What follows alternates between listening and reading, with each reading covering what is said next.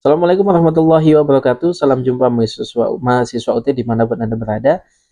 Kali ini kita akan membahas salah satu bagian penting dari hukum perdata, yakni hukum waris pada sesi kelima.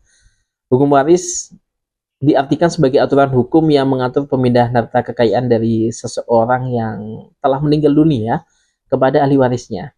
Dalam konteks Indonesia, hukum waris ini sangat menarik karena kita menganut 3 sistem hukum waris. Yang pertama ini hukum waris perdata barat, KUH Perdata, yang berlaku bagi non-muslim.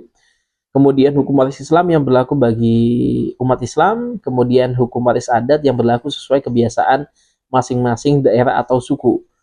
Kalau dalam KUH Perdata, sistem waris ini dikenal dengan sebutan ab intestato atau waris berdasarkan urutan ahli waris.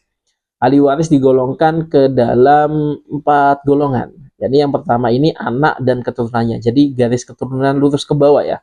Yang kedua, orang tua dan saudara kandung. Yang ketiga, kakek nenek. Kemudian yang keempat ini keluarga lebih jauh. Jika ada ahli waris pada golongan pertama, maka golongan lainnya gugur haknya.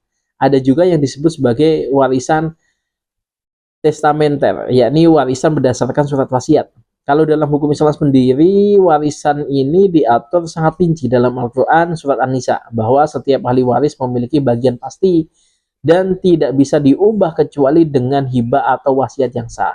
Misalnya contoh pembagiannya, seorang istri mendapat bagian 1/8 jika suaminya punya anak. Atau misalnya anak laki-laki mendapatkan 2 kali bagian anak perempuan. Orang tua, pasangan hidup juga mendapatkan bagian tertentu. Nah, ada syarat menjadi ahli waris. Yakni pertama adanya hubungan nasab atau perkawinan. Yang kedua tidak terhalang karena pembunuhan atau pindah agama. Kemudian yang terakhir pewaris benar-benar telah meninggal.